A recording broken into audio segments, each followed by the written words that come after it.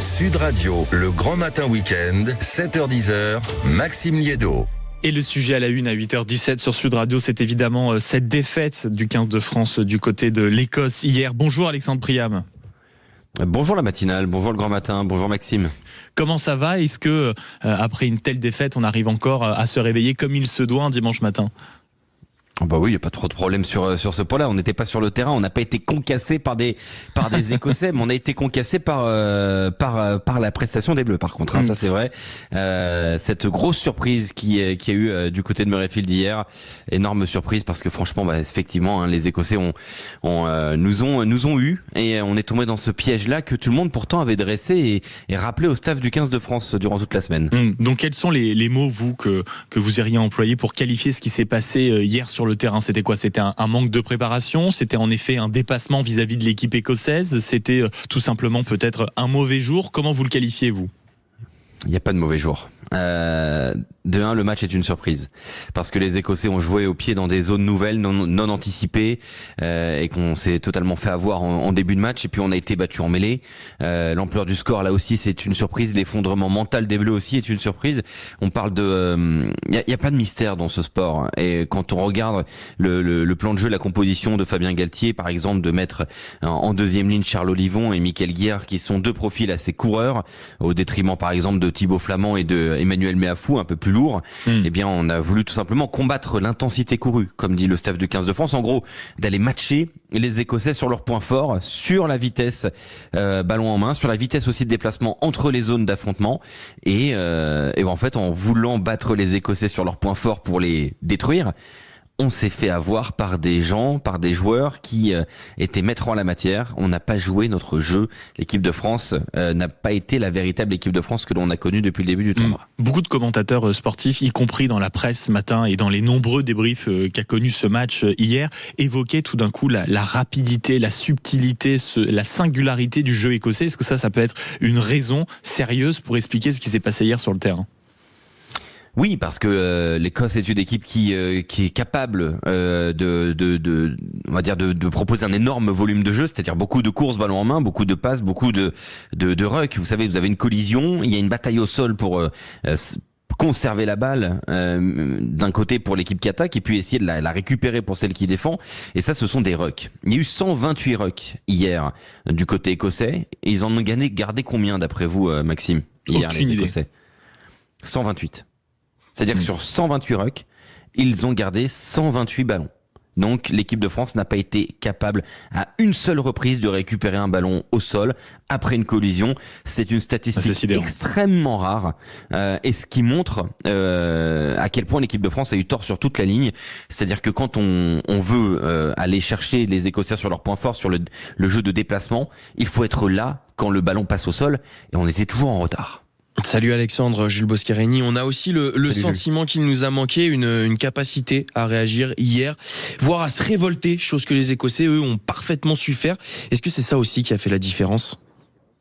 Coup de massue, ça a été un coup de massue quand même ce match. Enfin, je pense que l'équipe de France a été dominée dans des proportions qu'elle n'a jamais vécues sous Fabien Galtier. C'est la plus large défaite du 15 de France. Enfin, c'est les 50 points encaissés par le 15 de France n'étaient pas arrivés depuis une tournée en Nouvelle-Zélande en 2018 et dans le tournoi destination depuis le match face à l'Angleterre en 2015. Donc l'ampleur du score, parce que là on parle de 50-40 au coup de sifflet final, mais il y a eu quand même près de 30 points d'écart à un moment dans la partie. Je pense que l'ampleur du score, la surprise, encore une fois je reviens sur ce mot-là, l'échec dans tous les compartiments de jeu, ce coaching, ces remplacements qui sont toujours programmés, qui ont été cette fois-ci déprogrammés par Fabien Galtier, anticipés plus que jamais, eh bien ça a amené du chaos. Et dans le chaos, l'équipe de France n'a pas réussi à réagir. Elle a tout simplement perdu ses moyens, perdu ses repères. Et il a fallu les 10 dernières minutes, avec un petit peu de fierté et de courage, pour aller chercher le bonus offensif. Donc 4 essais marqués. Mais c'est vrai que la façon dont l'équipe de France s'est écroulée hier nous rappelle des moments pré-Galtier. Mais pas du mandat Galtier, depuis 8 ans. Et puis il y a les leaders aussi qui sont passés à côté de leur match. On pense à Antoine Dupont, Charles Olivon, Julien Marchand ou encore Moefana. Pas qu'un peu, hein. pas qu'un peu, Moefana, 7 plaquages manqués. C'est un spécialiste. Il aurait dû être remplacé. Le problème, c'est que Nicolas Deporter s'est blessé à l'épaule, donc il n'y avait plus qu'un seul centre sur le banc, Pierre-Louis Barassi. Il est rentré à la place de Nicolas Deporter, mais évidemment, Yoram Moefana est passé totalement à côté de son match. François Cros n'a pas régné sur les rucks. Antoine Dupont est humain aussi, c'est-à-dire que quand on n'a pas de ballon propre, voire que des ballons pourris, on redevient humain. C'est ça aussi qui est beau dans le rugby. C'est un sport d'humilité qui nous ramène à l'humilité. Et puis j'ai même envie d'aller plus loin que ça, Jules.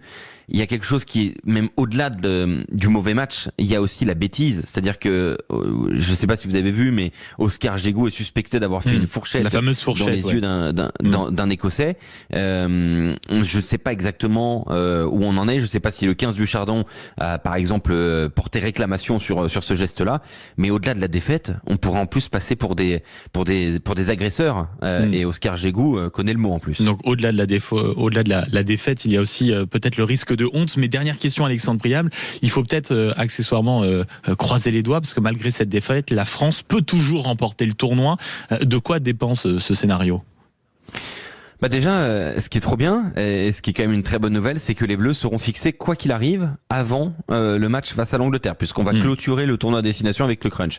Donc on saura, par exemple, si l'Irlande ou l'Écosse s'est imposée. Il faut savoir qu'en cas d'égalité, c'est la différence générale qui compte et non pas la différence particulière. Et il y a une très grosse différence actuellement entre la France et l'Écosse, par exemple. Donc les Bleus sont tout de même en position favorable. On est toujours leader de ce tournoi. Le Grand Chelem nous a échappé, mais le Grand Chelem, ça a été à 10 reprises dans notre histoire en 115 ans de tournoi à destination. Donc la victoire finale, elle, est toujours possible. Mais il faudra de toute façon s'imposer face à l'Angleterre. Et si possible, en marquant 4 essais, en récupérant le bonus offensif. À partir de là, le titre sera quasiment dans nos mains. Donc on a encore un peu le droit d'y croire et puis donc ce Bien match sûr. face à on est l'Angleterre. l'équipe la mieux placée pour aller le chercher. Voilà. Et donc ce sera à suivre forcément sur Sud Radio, la radio du rugby. Merci beaucoup Alexandre Priam d'avoir été avec nous ce matin, journaliste rugby sur Sud Radio. Évidemment, on aura le plaisir de vous retrouver le week-end prochain pour espérer assister à la grande victoire de la France et ce sera bien sûr à vivre sur Sud Radio.